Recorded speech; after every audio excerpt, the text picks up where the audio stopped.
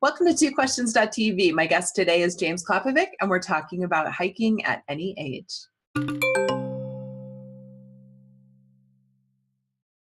Welcome to TwoQuestions.tv. I'm Susan Baroncini-Moe. Joining me today is James Klopovic. When he retired after 2 careers, he knew backpacking was much more than a trail. He wrote this book, The Honest Backpacker, with his daughter Nicole, to inspire novice hikers to discover getting into nature as a gateway to health, well-being, and happiness. He's joining us today from Morrisville, North Carolina. Hi, James. Welcome to the show. Thank you, Susan. It is delightful to be here. Well, I'm delighted to have you. I really liked your book, and your introduction to your book is literally one of my favorites to date. I enjoyed the tone of saying yes to things and the delight with which you wrote that introduction. And the book itself is useful and practical, but it's also really enjoyable to read because of all the stories. And I told you earlier before we hit record, I am going to use your book as a guide for my husband and myself to go hiking. Marvelous. You have the purpose of why I wrote it. Well, okay, so let's get basic for a minute. It may sound like a silly question, but I'm okay with that. I am, because I think when most people think of hiking, we get a picture in our head, right? Like the hills and the mountains and nature. But I realized there are some viewers and listeners who may not be super familiar with hiking and may not realize that it's not just going out and walking in nature. There's a lot more involved, and perhaps also camping. So can you talk a little bit about exactly what is hiking, what does it involve, and what is it? Yeah, actually, that is a very good question. I'm not kidding. So let me start about your mindset before you undertake something like this. Mm-hmm. What you do has to be simple, suitable, and sustainable. So simple, suitable, and sustainable. The simple part is don't complicate things. You only need 4 pieces of equipment to get going. And then suitable means it has to be age appropriate, right? Because we're not talking to spring chickens here. For a fact. And then it needs to be sustainable. If you start in a great burst of glory and burn out quickly, well, then that is not good. This is a lifelong pursuit because you can continually evolve, and I make the case that you can continue to get better. Mm-hmm. So let's get back to the 3 S's there. You'll find that a lot of life is defined in trilogies. So on the hike itself, basic equipment, I could go in, I won't go into detail, but you need a good pair of shoes that are light, durable, and be able to wick water. Mm-hmm. So, mm-hmm. All sorts of choices there. And then moving up the body, everything is built from the ground up, easy to remember. The next thing you might want to get is a little hip pack. Right, so you can pack a suitable amount of water, a couple bottles, maybe a snack, a map, maybe a little first aid stuff, okay? I always want to be prepared and know where you are at on the trail, even if it is a local trail. Good habit to get into. And but then, you're not a fan of GPS because that's on a phone, right? Mm-hmm. Well, if you're going in a place where you're probably out and about a little bit, not too familiar, you can take a phone, but leave it off. Yeah. Because the battery is going to drain right out. So it's for emergency. What is an emergency? You are really lost, or you're looking for a way to get back on trail or off trail. So you can call somebody or zero in on where you need to be to get off trail, but don't leave it on. You want the solitude anyway. You do not need a phone on the trail. So moving up the body, get the equipment, and then get a good set of hiking poles. Some say no pole, 1 pole, get 2. We are built bilaterally. You need 2 poles. Balance. All the upper body, better exercise. You have, you can hike longer and more sturdy, et cetera, et cetera. And even going downhill, you can go on the straightaway, et cetera, et cetera. More on that in a minute when I talk about the art of the walk. And then lastly, get a good broad brimmed hat. Am I allowed to plug something? But I'll plug Tilly hats that are recommended by dermatologists. and they have a guarantee. If they happen to go through an elephant, like a zookeeper's hat went through an elephant, they'll replace it just on your story and 50% off. Anyhow, That's terrible. yeah, But right. great. Yeah. So now, quickly on the art of the walk, I have a point to make here. You will set up a pace that you want to be lighter, hiking longer, and stronger. Okay. So by going slower and setting up a pace of about 1.5 miles, you do not need to do this 4-mile pace. That will really knock you out. Mm-hmm. Most a 2-mile-an-hour pace. Then it happens very naturally, but syncopate your poles to your footfalls. Yes. Mm-hmm. Okay. Mm-hmm. The next thing you do is syncopate your breathing, and then try a yoga breath. So depending on the terrain, you might want to do 2 breaths in.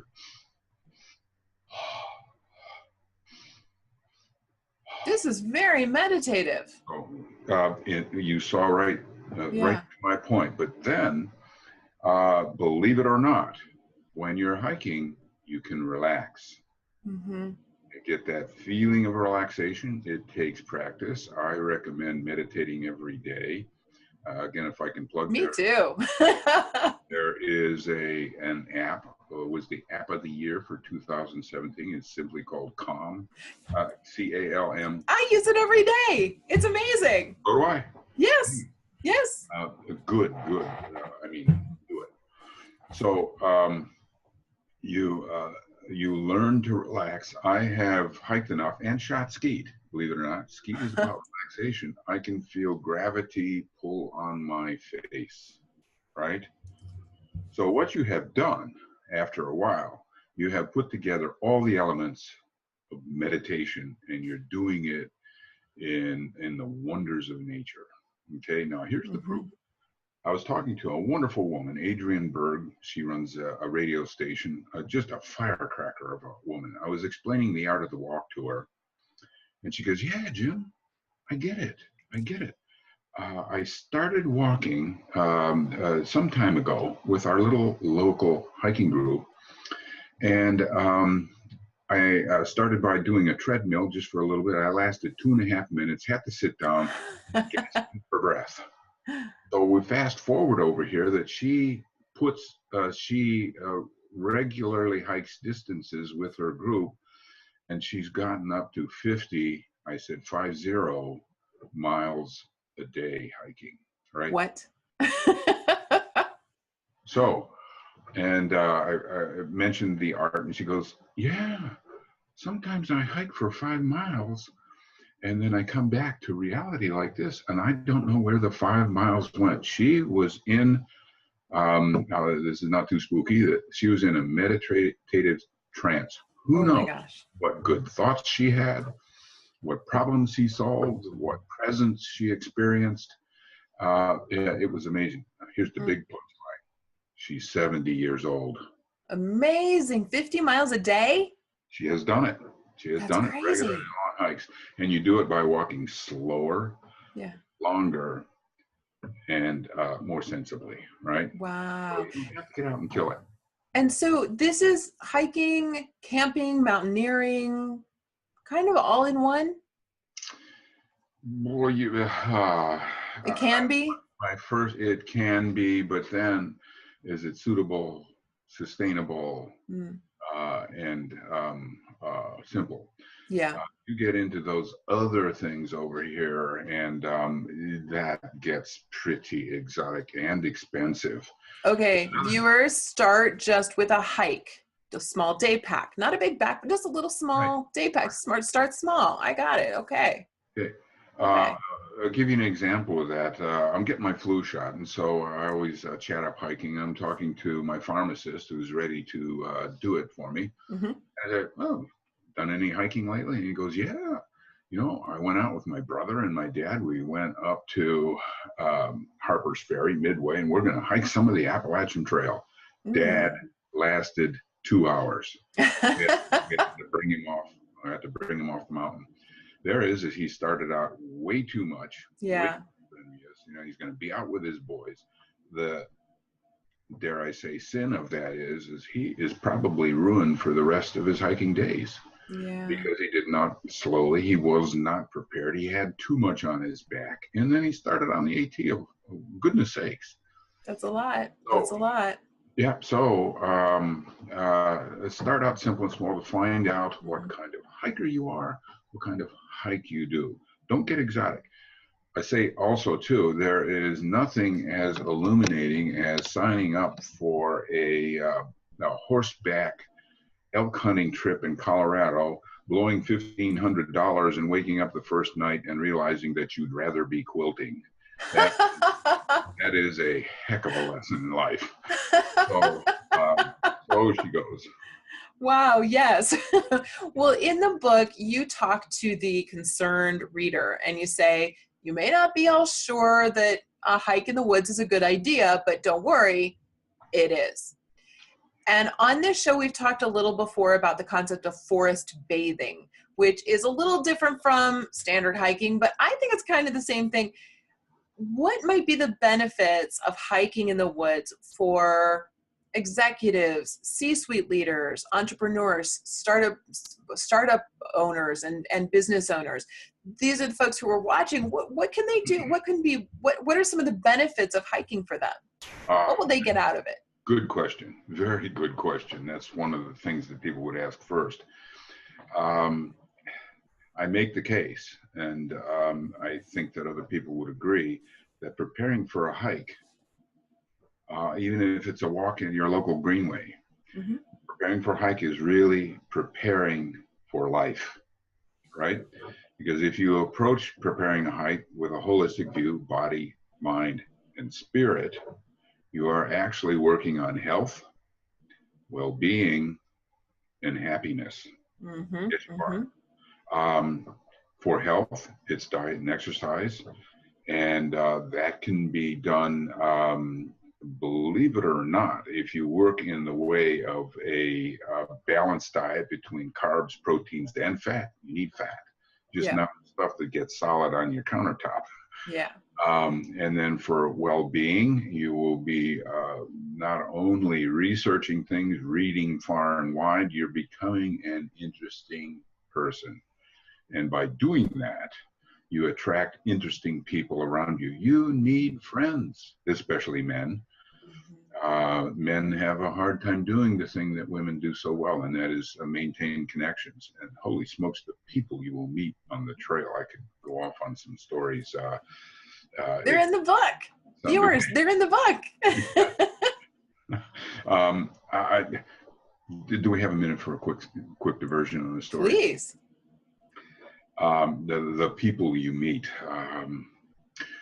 So I'm hiking past, I remember it was a very large rabbit warren, and here comes a fellow my way in he was the epitome of a classic Britishman. He had the knickers and the vest and the hat and the hiking pole and his border collie coming along. And I found out when you're walking across England, you know, if you just kind of peek up like this, you're into a conversation. When I'm hiking, I head down, I'm really hitting it.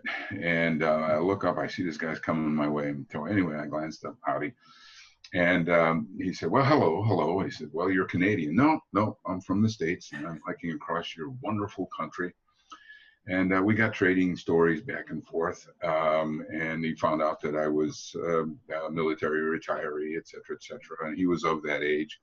But when we finished talking, he reached down to my right hand with both his hands, like this, grasped both my hands, and he said, "God bless you, sir. God bless you." I'll never forget that. Yeah, I mean, what a connection. What a connection. Would not have happened had we not been on the trail. So, I do get distracted. So health, well-being, and then happiness. Mm-hmm. Everybody has an opportunity to be happy. Now, I go back to the ancients for a definition of what happiness is, because they struggle with it and they actually have the answers. I recommend reading Cicero Selected Works. Go to the back of the book. Anyway, happiness to them, and rightly so, is the absence of big pain, persistent pain, and big troubles. So if you stub your toe, that doesn't count. But if you have serious rheumatoid arthritis where you're aching all the time, that counts. Oh yeah. And big troubles, if you lose your wallet, that can be replaced, right? But you have a serious car accident, you got troubles. Mm-hmm. Mm-hmm. Get the difference? So define it that way. And by the way, there are people who have hiked the entire Appalachian Trail blind or missing a limb or Incredible. so forth, right? Quick story. There's a famous book out about Granny Gatewood, the first woman to hike it way back in the 50s. She was 67 years old, the mother of 23 grandchildren, and escaping a pretty hard Scrabble life in the mountains and an abusive husband. So she said, I got a liking to take a hiking. Wow. So she sewed together some denim, didn't have big backpacks in it, something to sling over her shoulder, got an old broomstick, right, threw some, and she used a shower curtain for her raincoat and moisture barrier, and would camp on the side of the road, just on the stuff she'd forage and a few things that she'd bring along. And she said hiking is more a matter of head than heel, right? Interesting. And she became an icon. She put the AT on the map, TV crews and so forth. Then she did it again. Unbelievable. That's incredible. Yeah. So whatever excuses you have, there are people who have the answer. Yeah. So, with diet and exercise, learn to eat frugally. Have the trilogy down pat. The correct balance of carbs, mostly more carbs, and then fats, and then proteins.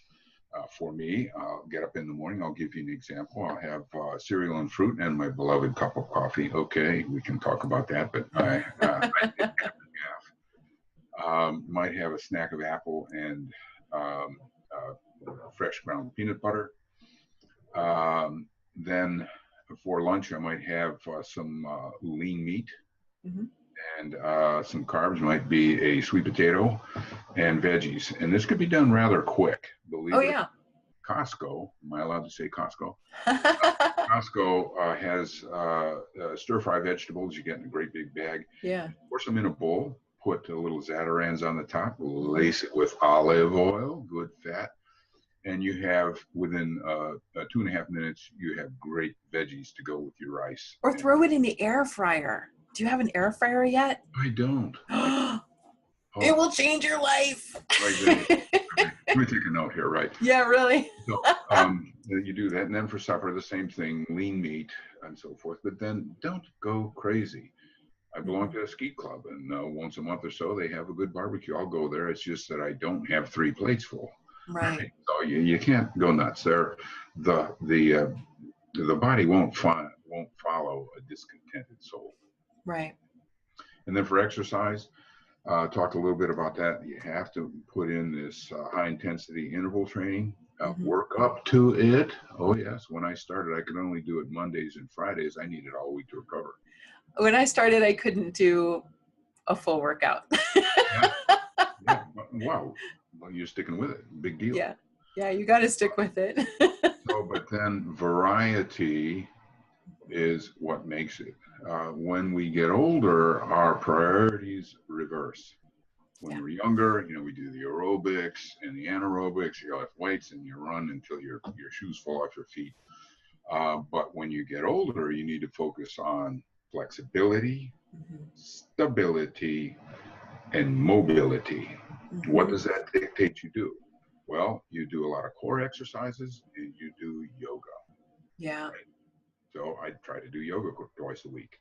And then for aerobic exercise, you cannot do what I call the high impact stuff, this jogging forever, especially women. Women's body is attacked more by hitting the pavement. But that means spinning. And I try to swim at least a mile once a week. Okay. So there you've got, and then for the aerobic and anaerobic, it is what we call senza, which is a step down with the high intensity, step down from the classic CrossFit that you see with body, a lot of body weight exercises, maybe a kettlebell, some light overhead pushing and so forth, and some pulls on rings and so forth. Under the watchful eye of a conditioning coach. Yes, you can go to a gym, but be careful who trains you. Yes. Conditioning coach is what I recommend. It'll cost you a little more money, but so does laying in hospital for who knows how long with your second heart attack. Yeah, yeah. Well, and I think that, you know, a lot of what I found in the book, and I love that you were so specific about and prescriptive in the book. But a lot of what I found in it was there are a few things that we cannot escape, but aging is one of those things. You can't escape it. We're all going to age. Better to age intentionally and mindfully and carefully, and to exercise and take care of yourself. I'm only 45, but I'm thinking about, you know, with my husband being older than me, I'm thinking about how do we age well? How do we take care of ourselves? I watch my parents. I see the things that they struggle with, and I think, okay, how do I not struggle with those things when I'm their age? And some of that is inevitable, I suppose, but some of it is definitely avoidable if you can find ways to stay mobile, flexible, active. Exactly. Absolutely. You know, you cued something else in my mind. I have recently retired from the two careers, although gainfully employed. Thank you very much. Amazing what you can do when you work for nothing. Anyway, Yeah. I prepared for it. Some would say obsessed, but I have watched older people, especially men. Things get cut off. And hot dog, I'm going to golf, and that lasts about 6 months. And I got one guy, a vibrant senior executive, in 6 months he's in a wheelchair. Yeah. Had nothing to do. So I wrote down before I retired: family, friends, and fun, body, mind, and spirit. Yeah. Took a riff on each one of those on what I could do to do so, and then worked that into a weekly schedule. Yeah. So that you can work into that. I dabbled with different types of sports. I got a doctorate. Before I retired, I got a doctorate. Wrote a couple of books, etc., etc. Make and keep friends. Keeping friends takes work. Yes. You have to say, they say, let's get together. You set the date, right? People say, oh, wouldn't a dinner be nice? Well, get cooking. Invite them over. Yeah. Have to do that.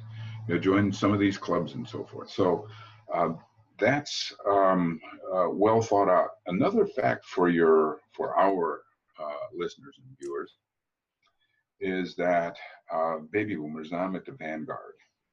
Baby boomers, if save a little bit and do this holistic living, can expect to live into our 90s and be vital and vigorous. A child born today, I think 2007 or something like that, 50% of them can expect to live to be 104. Isn't that amazing? 104. So I love it. If you save a little money, and especially work as holistically, you can easily spend a third of your life in retirement. What will you do with that gift of time? I maintain, because I'm living it, it's all about giving back, having fun, and you have to be prepared for and know how to do those two things. You can't just quit and say, you know, I'm going to do this and the other for the community. You know, I'm going to hike the Appalachian Trail. You have to be ready to be vital and vigorous to do this. Yeah. One more thing. I believe that you are your most powerful. I should ask you the question, but I'll get to the punchline. You are your most powerful when you're 60 years old, because most of the big battles, we have battles as we age, I get it, but most of the big things that we have to wrestle to the ground, you know, spouse, children, careers, education, you know, on and on, those are pretty much behind us. If we're thinking people, we have learned. And then after 60 is when you can apply it and give it back for a goodly number of years. So, think about that. And I love also, I'm an unabashed patriot, retired military and so forth. Do I dare say I go back to Vietnam? We are so fortunate to be alive at this time in history, and we are so fortunate to be born into this country. All right. I believe that this time in history will be looked back 500 years from now or so. We will be here 500 years from now, and this will be the new Renaissance. Oh, I hope so.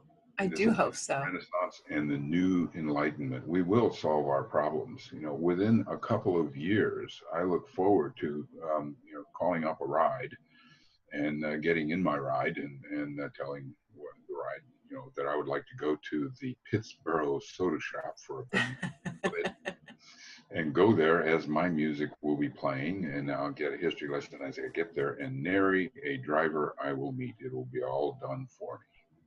Kind of exciting. I had the realization. I'm holding up my iPhone, obviously. There's my co-author there. Anyway. Hi, Nicole. Think about this. All of this came from the earth and was just carefully blended and nurtured and manufactured and programmed by man's creative genius and his energy and the freedom to do so in this country. And I can talk to the other side of the world and do I can do meditation with this thing, talk to the other side of the world and add 2 and 2. Remarkable. And this came out of the earth. It is sort of magical. We don't think about that very often, do we? We don't think of things that way, but so interesting. Yeah. James, thank you so much for being on the show. Let's do a little after show. Let's do it. Okay. I cannot say enough. This has been absolutely delightful. Thank you. All right, viewers, here's the book. We're going to have links down below in the show notes today so you can get your copy. And if you'd like to join us for the after show, you'll find it at our URL, 2questions.tv. Thanks for watching. We'll see you next time.